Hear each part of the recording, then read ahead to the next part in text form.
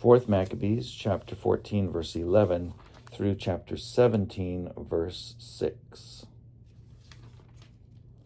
Do not consider it amazing that reason had full command over these men in their tortures, since even the mind of woman despised more diverse agonies.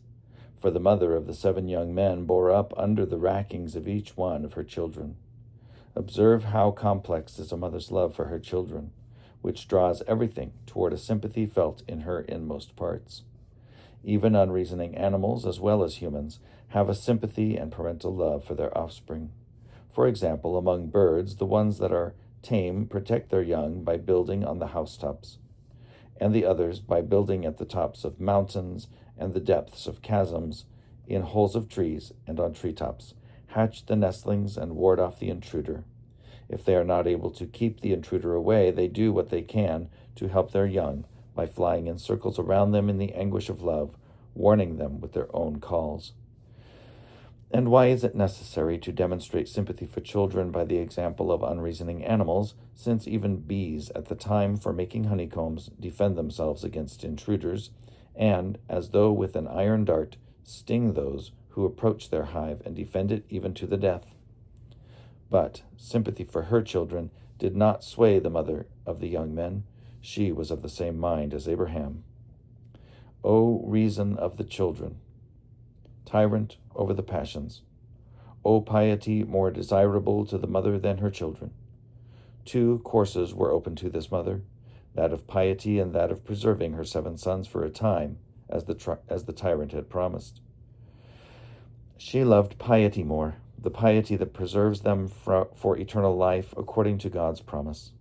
In what manner might I express the passions of parents who love their children? We impress upon the character of a small child a wondrous likeness, both of mind and of form.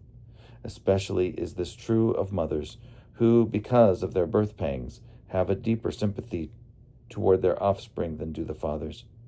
For to the extent that mothers are of tender spirit and bear more children, so much the more attached are they to their children.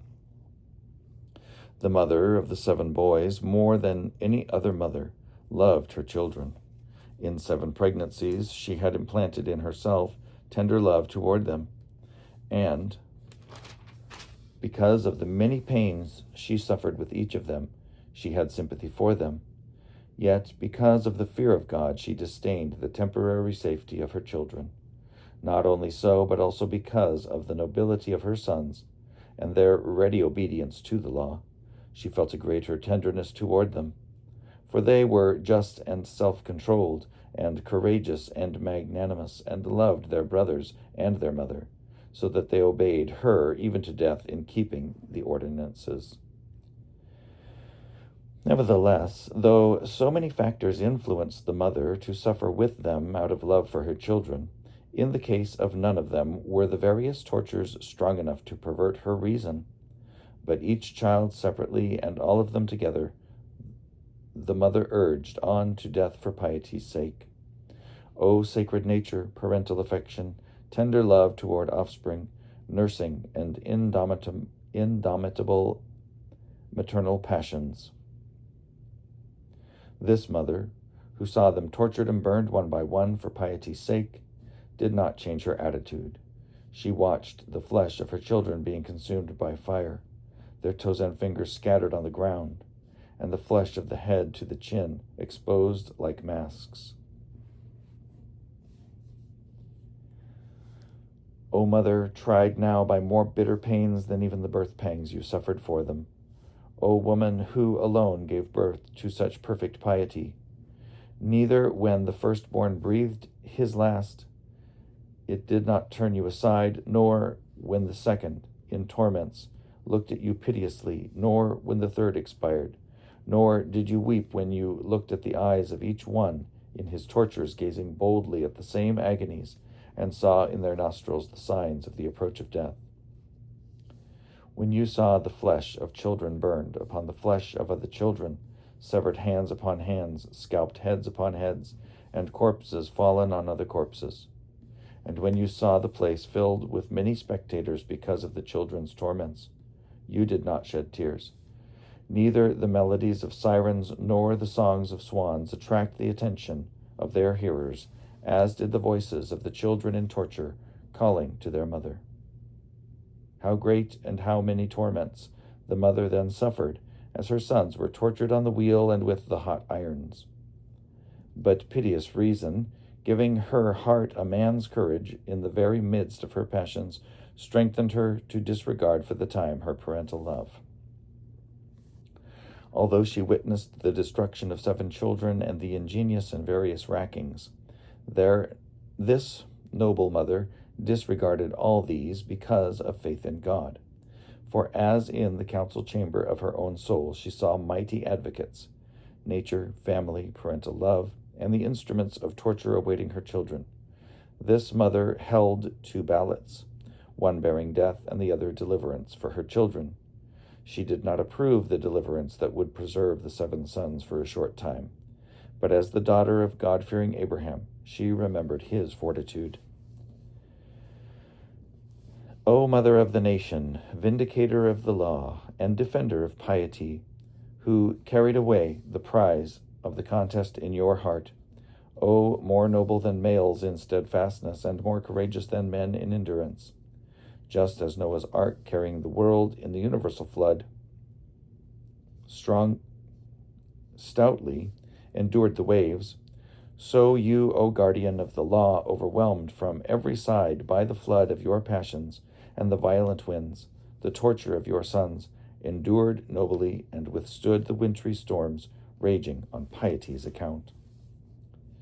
If, then, a woman advanced in years and mother of 7 sons endured seeing her children tortured to death, it must be admitted that pious reason is sovereign over the passions.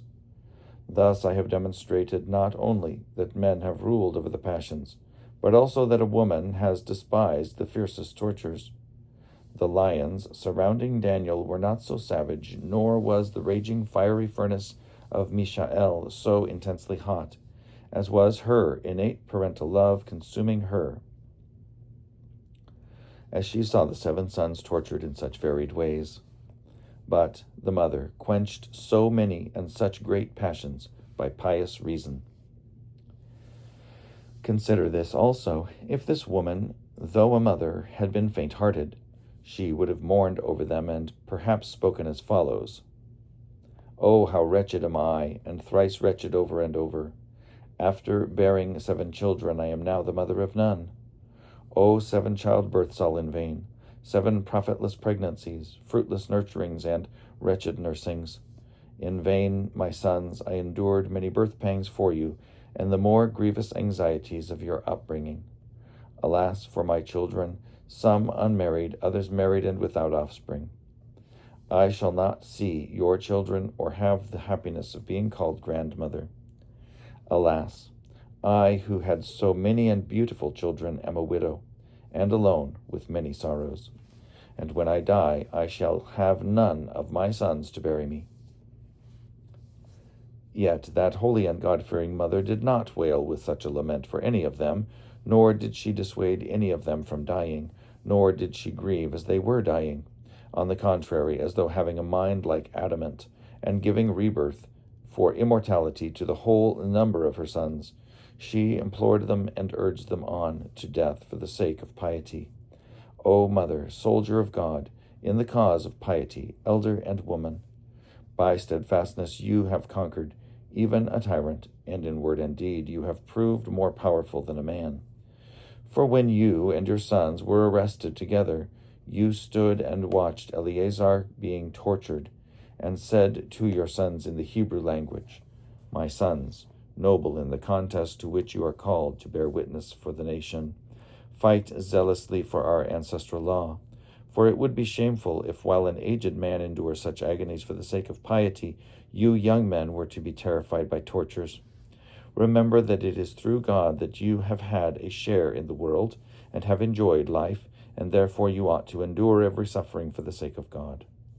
For his sake also our father Abraham was zealous to sacrifice his own son Isaac, the ancestor of our nation. And when Isaac saw his father's hand wielding a knife and descending upon him, he did not cower. Daniel, the righteous, was thrown to the lions, and Hananiah, Azariah, and Mishael were hurled into the fiery furnace and endured it for the sake of God. You too must show the same faithfulness toward God and not be grieved. It is unreasonable for people who have knowledge of piety not to withstand pain. By these words, the mother of the 7 encouraged and persuaded each of her sons to die rather than violate God's commandment. They knew also that those who die for the sake of God live to God, as do Abraham and Isaac and Jacob and all the patriarchs. Some of the guards said that when she also was about to be seized and put to death, she threw herself into the flames, so that no one might touch her body. O mother, who with your 7 sons nullified the violence of the tyrant, frustrated his evil designs, and showed the nobility of your faith, nobly set like a roof on the pillars of your sons, you held firm and unswerving against the earthquake of the tortures.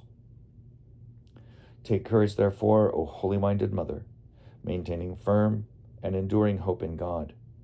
The moon in heaven with the stars is not so majestic as you, who, after lighting the way of your star-like 7 sons to piety, stand in honor before God and are firmly set in heaven with them. For your children were true descendants of Father Abraham.